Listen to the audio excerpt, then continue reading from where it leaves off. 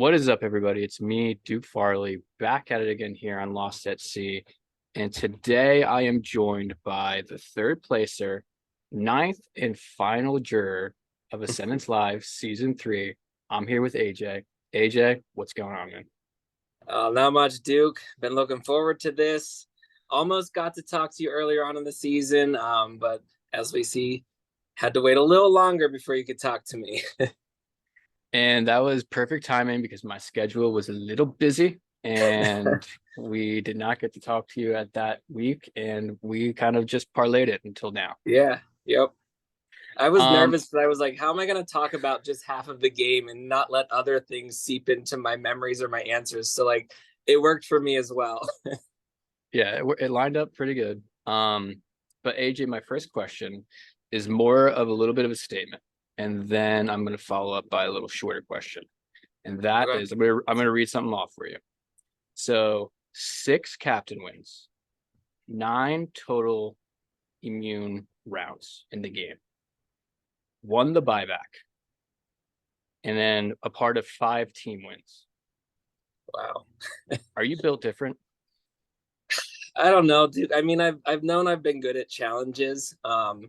And I feel like every game I play, I end up kind of getting into that role of like, the challenge threat, we got to take them out. But I don't know how to not get into that role. So I just embraced it. And this is my first live game. And there's such a difference to being there in person and you got that adrenaline pumping than behind a computer screen where it's easier to just kind of like tell yourself, like if I don't win, I don't win. But in that moment, like I think I was just driven by adrenaline. And I really did eventually feel like, you know what, I just have to win because they're going to take a shot at me at some point. So I just leaned into it and I had fun. And I hope that record is able to stand for a bit, but I'm pretty proud of myself. And I don't know where some of those wins came from, though, because I think I surprised myself too. Um, do you think, like, overall looking at the season, like, you're one competition away from, you know, getting to the end and Yeah. potentially winning the game? We don't really know exactly what would happen. I'll have a question on that later, but Mm-hmm. do you think that you would have done it any other way? Um, I want to say yes, but I also want to say no because I find myself in that position a lot. And I think that if you're not showing your threat in one way, you're going to potentially show it another if you're playing what I kind of deem to be a good game. Like it is, I think it's really hard to do a completely under the radar game and still be able to come out and not have, a lot of angry jurors saying you didn't do something, stuff like that. I think Marcelo is probably one of the best under the radar games I've ever seen. Like, kudos to him. Like, that's the type of game that I feel like I always want to go in and play, but it just doesn't fit with my style of play. So I don't think I'd do anything different. I mean, I got really far. I was super close, and I think I had a legitimate shot at the win. So I feel like if I stray too much from what I know and what I'm good at, I'm gonna get tripped up somewhere else. Yeah. And so you were vulnerable only 3 times in the game, Yeah. Yep. and 2 of the times you were sent home on 1 vote. Obviously, Mm-hmm. the last competition, Taylor votes you out, and then Josh, Pennant of Powers you out of the game. Is there, like, do you think there's a curse? Like, you just go out in dramatic 1 vote fashions? I guess I don't know. It was kind of interesting because even the round I didn't go home that I was vulnerable, I got 1 vote from Kira that round. So yeah, each round I was vulnerable, 1 vote, went home 2 of them. So it definitely could feel like a curse, but it is what it is. I feel like both of or all 3 of those people were people that I feel like I made good connections with too. And coming into this game, I told you I wanted to show that I could have a good social game, and I think I did that to the best of my ability. It's hard to do it when you're safe all the time and you're not voting in all the eliminations, especially the beginning. But a lot of my wins were because of the social connections I made as well. If it wasn't for like Ozzy in one game, like we helped each other win. A lot of those team wins, as you made, mention. So I feel like those social connections kind of strengthened my physical game in a sense. So that's just, I think I've just accepted that's who I am at this point, Duke. I'm gonna go my hardest at challenges, and if people want to take shots at me for that, I'm gonna, have fun trying to dodge those bullets and see how far I get. I mean, it got you damn near the win this season. Yeah. So did those two specific instances, getting pended into power out and then having to fight back in versus the Taylor's vote, did either of the which one of those were like tougher for you, do you think? Which one stung more? Probably the Taylor one, and I want to give a disclaimer because I don't want to make her feel bad because she and I are still good friends, and I know like why she did that. So I hold zero, bad blood toward her, but I think it just stung more because I was a lot closer to the end. I think she was someone I was a lot closer to than Josh, even though that kind of stung because I was working with him. And I think that early vote out, like right before pre-jury, I wasn't like thrilled with my performance, but I still felt good with what I did. I went out on a risk. I went out kind of gambling my, virtue of wanting to be honest, and it didn't pay off. And I knew there was a good chance that would happen. So I think that one I was a little more ready for. And then the final 3 one, like while I knew it was in the back of my head that it could happen, it was a hard pill to swallow, just getting that close. Yeah, that's always tough. Did you, in that moment where you lose the final competition and it's up to Taylor at that point, were you thinking that you had a shot with like the speeches, or did you feel like you were kind of dead in the water there?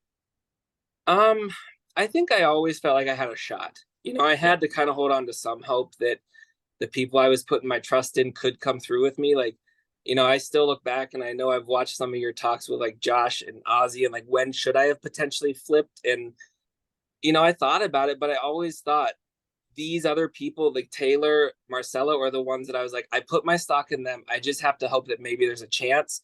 Because to believe that Josh would take me at that point was like, he could, but like I had no reason to believe him. Whereas I had some reason to believe that maybe the connection I had made with these people would, be enough. And the fact that I was voted out once, I was like, that could work in my favor because a lot of people, jurors don't necessarily give returnees, the same shake, which I get as a returnee. I was like, well, I probably, there goes a good chance at getting jury votes. So I felt like there was a chance. And I thought that, while they were close, I didn't realize how close they were till Marcelo's speech. And then I was like, yeah, I'm pretty sure like I'm going, especially once Taylor was crying. And, it was kind of just all hitting me. And I knew it was coming at that point. Yeah. Say alternate reality, you win the competition. Who are you taking in that situation? I knew this question would come, and I've thought about this. And in that chair, Duke, listening, like going through that challenge, I still didn't know. And so, I'll give you an answer, and I don't know if it would have changed in that moment, but I was leaning towards Marcelo at first because I was convinced that Taylor and Rocky were really close, and I really thought Marcelo was my guy. So I kind of leaned into that, kind of shifted, not away from Taylor, but shifted from viewing her as my number one because I really did view her as that for most of the game until I came back and was like, I need someone. So I was leaning towards Marcelo, but like, I don't know that I could have cut Taylor. I don't know because she and I like she was such a good friend from day one. Like Marcelo and I didn't connect till like middle of the game, and I'm an emotional, loyal player at my heart, and so to do what I would have felt would have been the right thing in that moment, I thought Taylor had the win, and Yeah. so I feel like leaning toward Marcelo fit with two things for me. I felt like I had a better chance to beat him because we still hadn't seen a lot of what he had done. He had kept a lot of that under wraps, and he was the one that I kind of for the second half of the game was like loyal to most, at least from my perspective, even though it wasn't reciprocated. So I think I may have cut Taylor, but it would have been so hard for me. So I don't know for sure. Yeah. And you obviously we see your two speeches, Taylor or yours and Marcella's speech to Taylor specifically. So we don't know if something would have come up in those speeches, True. had Yeah. um Yeah. you talked about it. There's two things that you talked about in some of the responses that I've been hearing, and one of them was the when you get voted out the first time, Hmm. you wanted to keep honest and say, I'm going to vote Josh. Everybody's voting Josh. I'm going to stick with it. Was there any like, there had to be thought about throwing a vote there, right? I think it was in the episode where you Yeah. were thinking about throwing a vote. Um, who were you going to throw a vote on, and why did you ultimately not do that? Yeah, so if I would have thrown one, it would have been on Sarah. And I don't remember if the episode had a cut to Taylor and I talking about it because we discussed it and like, she's like, this is dangerous for you. Like you could go home if we don't do this. And I was like, I know. And she didn't like that answer, but I was like, I've got to stick to what, I wanted to do because I was banking on Josh not casting the soul vote on me. That's what I was really thinking. Like, will he really? Because Josh and I were starting, like, we had a good relationship going into that round and the Billy blindside really like opened my eyes up. And I would have been upset with him, but I think had he at least told me a little more, I would have continued building more of a relationship with Josh. But I was still like, well, what does he have against me? I was like, I'm not going to hold it against him with the Billy thing. I was kind of nice about it. And I was like, why would he pick me out of everyone? I was like, he's got to vote for someone else. And we even saw he was thinking about it, but it was CJ in his ear telling him me. So I knew it was a risk. And what I didn't want to happen was throw the vote on Sarah. Josh still goes home, and now someone who I just been around trying to kind of like reconcile my game with because I voted for her in the Billy round. There goes all that, and then I start to lose that credibility that I've built up to this point. So I was really banking on that, and CJ whispering in Josh's ear is kind of what brought that down. Which kudos to CJ. If I was on his list, he got his target that round. Were you surprised that CJ had so much influence on that vote, on Josh's um, vote specifically? yes and no. I mean, there was talks that whole vote that CJ was going to use the idol on himself, on Sarah. So I thought it was coming, or he wasn't even vulnerable that round. Never mind. But I know there was talks of him using it, and so I wasn't super surprised. I just didn't see him, coming for me in a vote where he was completely safe because I really didn't do anything to, hurt CJ either. I was on his side of the Billy vote numbers, like if he's looking to shake things up, I was kind of with him and would have maybe went with him if I'd have realized, some of these other connections were being made kind of with me at the bottom of that side, essentially. Yeah. Um, the time where you win captain at final six, and you mentioned, you know, there was I had been talking to Ozzy and Josh about the potential of you saving Josh with co-captain and kind of forcing a Rocky vote because Ozzy's I think would have voted for Rocky that round. You two vote Rocky, kind Mm-hmm. of to turn on the people that you were talking about, Taylor and Marcelo. Um, what you ultimately decided not to do that because you said that you were banking on the relationships between Taylor and Marcelo. Those were people that you Mm-hmm. had good relationships with throughout the game. Yeah. um Seeing like how close they were with Rocky and how it was win or go home basically for you for Yeah. post that elimination. Do you think that was the right choice? I mean, you're ultimately one competition away still, right? Yeah. But do you Yeah. I ever like just, go back and forth about that? I mean, I've definitely thought about it, but I feel like Ozzy and Josh, like Ozzy of anyone out of that six was probably the one giving me the most run for my money. Ozzy and Taylor were the two I think that won the next most amount of competitions. And so I think I was just afraid of keeping them in. Like, let's say, they win, then I might be that next one anyways. Like, it doesn't matter. So I kind of was like feeling the pressure to win out either way. Yeah. And I was like, if I'm gonna do it, I might as well do it with the people I've been riding with. They've done nothing, against me. And at the end of the day, in that moment, that's who I wanted to win if I didn't win anyways. Nothing against Josh or Ozzy at that point. I had kind of, I got my allies and I stick with them. That's another, AJ trait. I go hard for my allies and I'm a loyal player. So I think that's just what it came down to, sticking to my virtues in that moment and realizing both routes seem like I've got to win either way. Yeah. Say you are in the finale, you win this competition, you're in the finale with Marcelo, and you see Marcelo's performance, obviously from a juror's perspective, but he puts on the same performance. Do you think that you beat Marcelo in this finale? I don't know, dude. That was amazing. That was great. And speeches are not my thing. In fact, I think when it comes to live final twos, I've lost more than I've won, or live finales, just because I'm not one to kind of give myself a ton of credit. I have a ton of self-doubt. So even sitting in that chair, I was thinking it didn't matter who I took.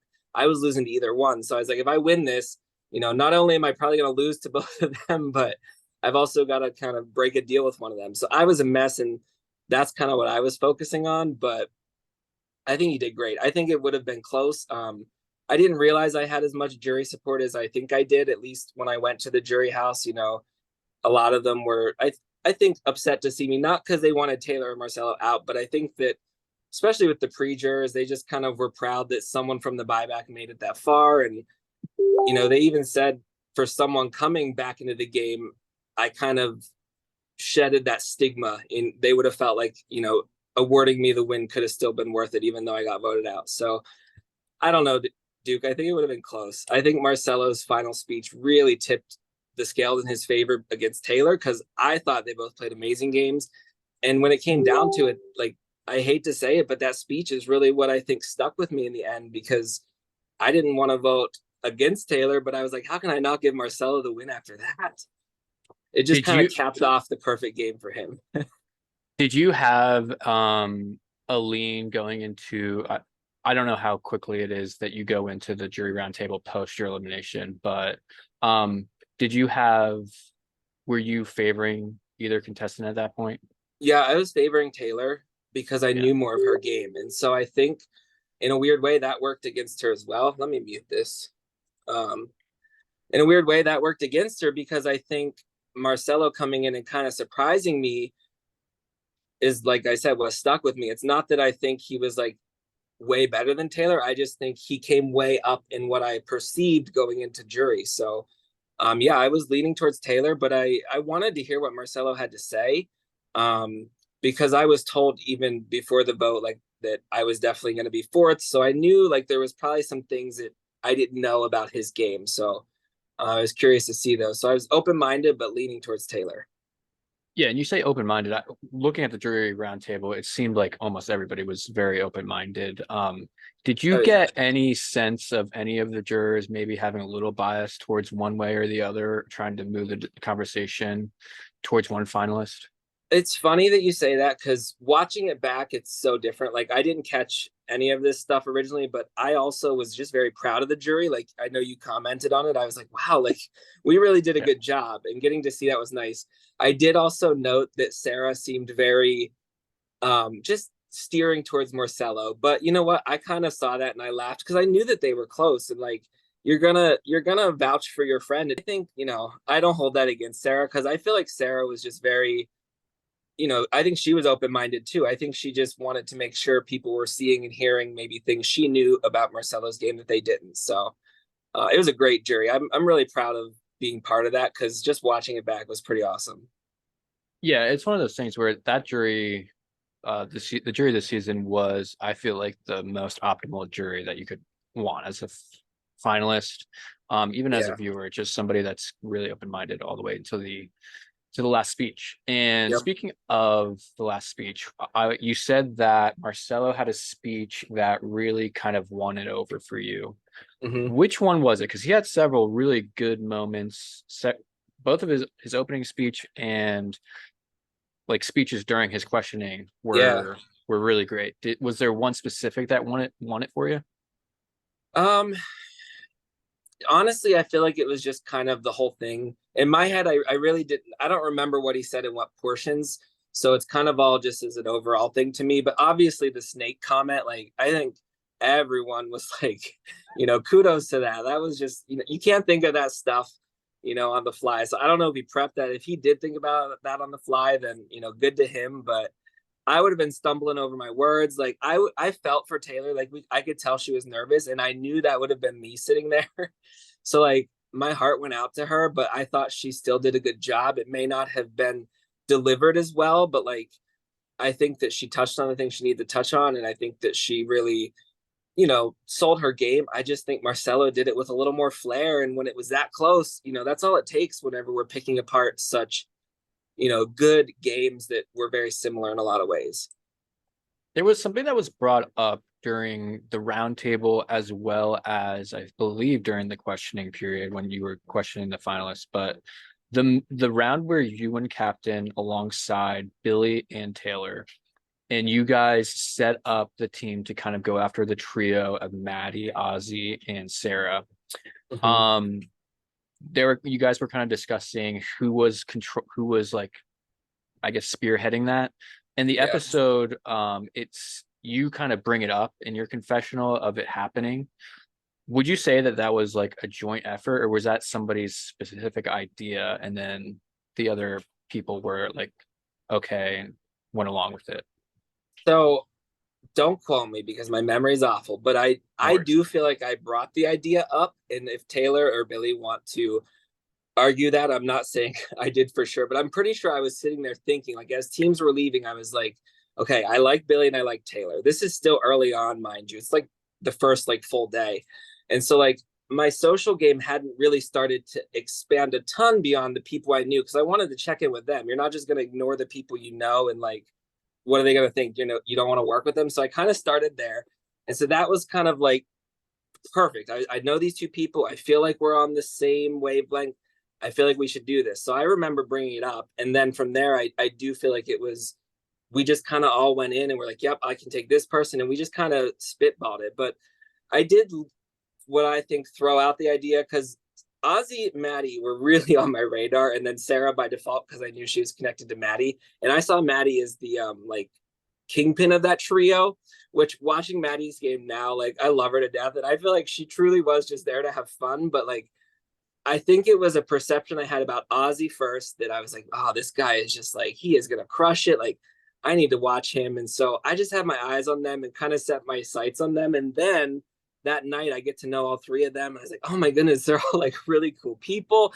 I don't know about this. And then the whole drama went down. So that's where we shifted. But I do think I kind of set that domino going. And unfortunately, to my dismay, I feel like Ozzy was someone I needed in this game. Looking back, I think he's one of the few people that might have actually taken me, without regard of, oh, you're a big challenge threat. So I think I missed the ball there, and going for him early, I think made it tough for us. But I'm still happy with the connection he and I had because we were pretty honest with each other, and just really respected each other's game a lot. Yeah. And so I during the jury roundtable, you mentioned that the plan kind of pivots, and Taylor was somebody that pivots it into maybe we shouldn't get rid of two Mm-hmm. people from this trio. I think Keaton's the one that goes home in Yeah. Ozzy's elimination. So Yep. would you say that's true? Taylor kind of came up with the addendum of that plan? She's the one that mentioned it to me first, so I would give her credit for that for sure. And I even, I thought it was a good move. I was like, you know what, I think you're right, and I kind of countered with, I've also kind of gotten closer to Ozzy, Madison, and Sarah, so like maybe we just take one out. And I was like, I feel like Madison is kind of the one that connects the two more so. Like, obviously we still peg them as a duo, but I think that's more of just other duos not wanting to be the only duo. So you're going to peg any duo you can. But I did feel like Maddie was the best move there because I felt like she was kind of the glue if that trio was to kind of get power and, take off, which I think they very well could have. It was a close friend group of three. And I think had we let them get too far, like they could have done some major damage. Yeah. So you had the opportunity to go and, briefly be a part of the pre-jury as you guys are fighting to get back into the game. Was there anything Mm-hmm. interesting that came up while you were doing this competition or before the competition that you talked about with the pre-jury at all? Yeah, so the moment I got in there, like they were all like just hounding me. They're like, we've been like comparing notes, like we need your notes because no matter who got back, they wanted that person to kind of go in with the best chance, which I respected. It was weird though because a ton of my allies were still in the game, so I was like, I don't want to sell them out, but people were giving whatever information they could. And, I even took some of that information and I do think it affected my game. Adam Kennedy, let me know how close Rocky and Taylor potentially were because, I knew he was close with Taylor. And so I do think that having that information did maybe sway things a bit for me because I think that's what kind of kept Rocky at a distance for me within that four. And I really focused on Marcelo. But I don't think any of the information was like make or break stuff. Especially since I was the one that got back in, I kind of came in with just a little more information. But I think had someone in pre-jury like earlier on got the information, they may have come back and done more with it, but I kind of liked where everything was when I got back, and I felt like, you know what, like maybe I can, not ruffle too many feathers by saying everything or trying to get some stuff going. I just needed to kind of blend in. That's the night that Kira found the pendant. I don't know if you noticed, I was not in any of that footage because I was like, I am not gonna go searching for a power and paint an even bigger target on me. So I was like, I'm gonna eat. I haven't eaten yet, and I'm just gonna lay low for tonight. Yeah. That's smart. I think there was another part in the season where the night at the Coliseum, I think a Yep. lot of people were mentioning how you were just asleep. Yeah. Smart. Was that Yeah. strategies, Well, AJ? I mean, at that point, had I not been safe, I probably wouldn't have been asleep. But I was like, yeah, like, what are they gonna do? Come for me? And so I just kind of like was like, oh, guys, I'm really tired. Like, I'll catch up with everyone in the morning. And I knew it was a risk, but I was like, I want to be rested, and I feel like I don't know, like I felt like I just didn't want to get my hands in the pot too much if I was safe and like get people angry at me. I really looking back, seeing how CJ like that put him in a tough spot, and I didn't want to do that. I was already in a tough spot with every round I got safety. I just saw my target getting bigger and bigger, so I was like, I'm not gonna do anything else to make it bigger. Um, the only other thing that I could think of about during the game was there was a point during the battle back where it was down to I think you and Adam were the last two. And your confessional, you go there. Maybe I should let Adam get back in the game. It would be okay with me. Mm-hmm. Were you just giving that to the camera just to kind of say that, or was that genuine? It was genuine. I can't tell you how much of me was like gonna do it or not gonna do it, but it did enter my mind because when I left the game, I did feel at such a peace. And like I was nervous going in, like just mentally, like, am I gonna handle it? Like I'm an anxious person. And so I was like, you know what? Like, here's this guy who just like lost his home and like came all this way. And like I didn't even think about it till it was just down to me and him. And I was like, wow, like I have so much power in my hands. Like I could literally give him this gift. And I just appreciate him as a person. And I was like, how much would that mean to him? And the only thing that really kept me kind of from doing that was that voice in the back of my head of just like, you've also got to fight for you. And I don't do that all the time. So I was just proud of myself, and I was like, you know what? Like, I don't think my story's done. And I thought of all the people that'd be watching and my friends and family. And I was like, like, I don't want to break their hearts by giving up. So, I definitely thought about it. That was not fake. I wish I could have given him that chance, but I'm also glad I took it for myself because the second half of that game was like just I don't know, it was just so much better for me because I just got to know that group of people so much better. Like from jury on, like those people, we got close just in that one day, and it's a bunch of great players. So I don't know. It wasn't fake though. I promise you that.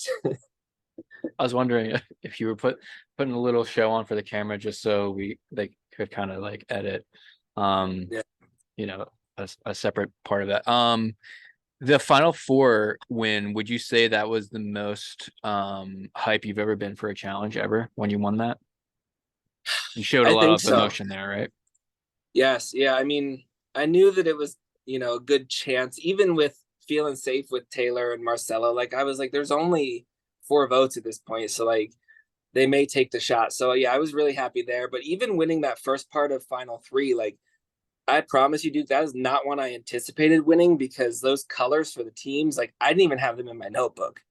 So like it just came down to logic for me, and I got lucky. But I think those last two I knew were really important. And so that final four one, I felt like I really had a little bit more of a chance then. So I was like, I can control this vote if I, kind of stick to my guns and refuse to vote Taylor or Marcelo. Like I can kind of force a tie if I need to. Yeah, So and you did, and you I did. did. I did. Um, well, AJ, those are all the questions I have about for you in this game. Obviously, a great second part as well as the first part. Um, anything else that you could think of that we haven't spoken of that you want to talk about regarding your game? Oh goodness. I don't think so. I mean, I'm proud of it. I think that's the biggest thing. Like coming into this season, I was so nervous, and I was really nervous of how I'd be perceived. And I know I'm not the like most interesting player to watch because, who wants to watch someone win all the time? Like I get that. And I think I take a little bit of that to heart when I'm like, oh, like people don't like me. They don't want me to win. But it's, at the end of the day, I feel like I did feel the love, and just seeing like, people I think did see me as a contender was all I needed. So I appreciate the support from everyone. I appreciate all the work you've done, the production team. And this was a tough cast. So to get third place out of this cast, like, I think so many of this cast came to play and play hard. And I think so many of this cast could easily represent the season well, as a player. So What was your favorite part of the entire experience? Could be the game, could be outside the game. walking back in that house, just seeing their faces, like, I don't know. That was fun, just getting to kind of surprise them, and in getting what I felt were genuine, hugs, and just most of them happy to see me. Like obviously Josh and CJ not so much, and I didn't feel like that was personal. I think they just thought we just made a move and it did nothing. So I think that was my favorite part, just getting that second chance and being able to do what I did with it. So What did you say when you came back in? Did you miss me, bitches? something like that. It's gonna take more than one vote to take me out, something like that. Because then when Well, Taylor took me out in the end, I said, I guess it takes two. there you go. Um, That's awesome. but yeah, so I can't wait What to see your interviews with the other two, though. I think they played awesome games. So again, shout out to them. What a fantastic season, right? Yes, AJ, it was a fantastic season. I think the best season of Ascendance Live yet. They just keep bringing it. This cast was wonderful. It had everything, Mm-hmm. and you know, hats off to you, shattering the competition win record. I don't know if that will ever be broken. But I say that every season, and then it gets broken. So True, true. Well, we'll hope it stands at least one season for me to enjoy it for another year. yeah,